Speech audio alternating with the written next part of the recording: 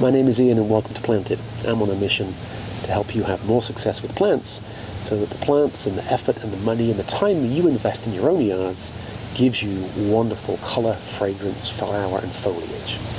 So I think September is a great time to do a review, and in this video I'm going to share with you a little trick I've done every year for many, many years, and I think it really helps capture the successes and failures of the past year. It's called the September Assessment. Here we go.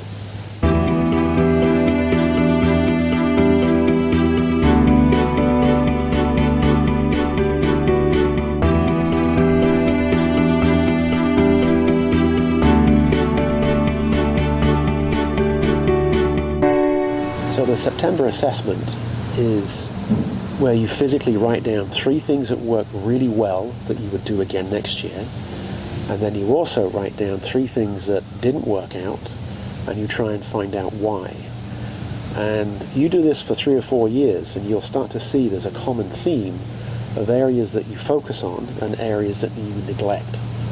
So over the last 3 years, I've been gradually buying these choice plants from mail order companies, and this year they've rewarded me with wonderful growth, beautiful flowers, great fragrance, and just something a little bit different. So I'm delighted with that approach. It does require a bit of patience, so if you're not so patient it might not work for you. But it's the antidote for the common big box store plant that everybody's seen, everybody's got, and you can see in many, many of your friends' gardens. It's nice to have something a little bit choice, a little bit special. You buy them small, add some patience, and they will come back to you looking healthy and strong and become a real talking point. So I've had great success with it, and I would happily do that again.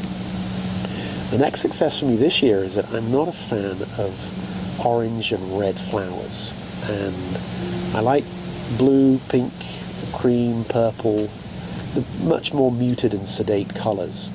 But this year, well last year, a few years ago, I bought a plant called Erythrina, and it has this scarlet flower, and I featured it in a previous video.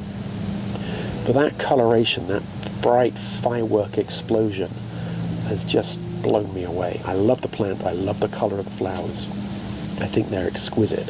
So if there's colours that you don't use or haven't used, maybe there's something out there that might change your mind.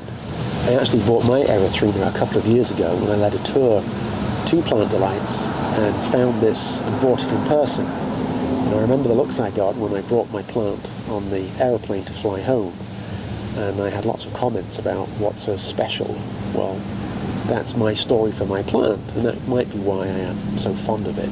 It took me a bit of effort to get the plant, and now that I have it, it's got the great foliage, the great flowers, and the story to match. So those have been 2 really good successes, choice plants and then adding in the colour. This year I've tried hard to add big foliage, and I think I've succeeded. I found a really nice hibiscus that I have over here. I've got my Musa Basjou, which I featured recently, and a few other large foliage plants. And one in particular is called Colocasia. This is Colocasia Black Runner. And when anybody sees a plant with large flowers, large foliage, not large flowers, it's really interesting the responses that I get, because everybody thinks of colour in the garden and interest in the garden as coming from flowers. But it's the foliage that is much more prolonged, very diverse, very dramatic, and often I hear, well, I never thought of that. I never thought of using foliage as a way to add interest in my garden. So choice plants, adding the colour red, and large foliage. 3 things that I've had great success with this year that I will happily do again next year. Now let's look at some of the failures. The first failure is connected to my successes. I like plants to thrive. I want them to grow, and I don't like forever pruning and manicuring. And with that in mind, everything will just gradually keep growing, keep growing, keep growing, to the point where it then starts to shade the plant behind it. Now, many of my plants like full sunshine, and if you don't give a full sunshine plant full sunshine, it will not flower for you. It'll get very wizened and thin growth, and it'll collapse, and eventually it'll get grown over by something else, and your plant dies.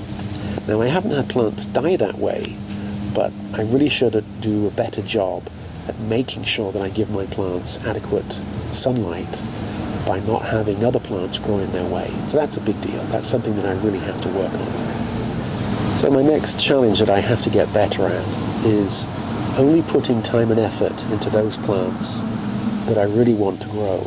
And in springtime, you take cuttings and you have seeds and you get given plants by friends. And it's very easy to end up with 50 plants when you need 5. And what I tend to do is squeeze them in, thinking, oh, it'll be all right, I'll prune it, I'll make it work. And inevitably, some of these plants take over, and they're not that special. Maybe you've grown them before and they were okay. And there's a plant right here, which is Dahlia campanulata. I grew it from seed 2 years ago, had it go through this winter in the greenhouse, and now it stands 10 feet tall with not a flower in sight. So that plant will not be coming back next year. I will happily give that away. I'll share it with my friends, but it won't be in this garden. And it casted so much shade that it did have a detrimental effect on some of the other plants. The next thing that I have to do a better job at is ground cover. Ground cover, things like ajuga, epimedium, there are some ferns, are very small, very diminutive. There's a beautiful plant called mazis, there's leptonella. These are wonderful ground cover plants that stay in the ground year round. They bind the soil together, help absorb water, reduce evaporation from direct sunlight. And I have to do a better job of that, adding more ground cover plants that are in the garden year round. And those are my 6. I think that if I can do more of what is working and do less of what is not working, that's how you become a better gardener. So the September assessment is also connected to September planting. September and October are a great time in New England to get plants in the ground. The soil is warm, the nights are cool, the plants don't dry out so quickly, and you get a real jump on next year's growth. I've had great success planting in fall, ready for next season, and those plants, as early as March, we might still have a little bit of snow on the ground, but you start to see things growing. The buds start to swell, and come April, that plant has now got a huge root ball that started by planting now. So if you're in the market to buy some plants and get them in the ground, I would encourage you to go to a nursery, buy 10 plants, plant them that weekend. The next weekend, go to a different nursery, buy another 10 plants, and plant them that weekend. And over the course of a few weekends and a few hours of work, you can end up with a very choice, special mix of plants, because you end up with what you want rather than ending up with what you get. If you try and go to one location and buy everything that you need, you can only buy what they have in stock. If they don't have what you want, you can't get it. So go to different nurseries, travel around a bit, exhibit some patience, make your shortlists, and get the plants that you want and get them in the ground. So if you did that in September, and you did 2 or 3 weekends in October and maybe a weekend in November, and you put in 10 plants each time, you could end up with 50 or 60 plants in the ground, what you wanted in the right place, properly spaced, properly planted, and it's not a huge burden.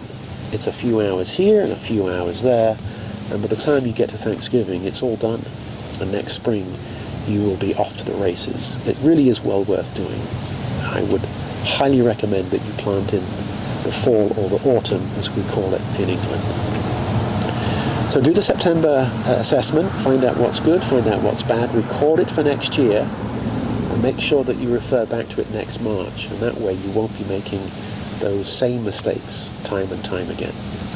So thank you for watching Planted. I love doing these videos. Please send your comments, ask your questions. I do the best I can to answer as many as I can. Thank you for your time, and on that note, happy planting.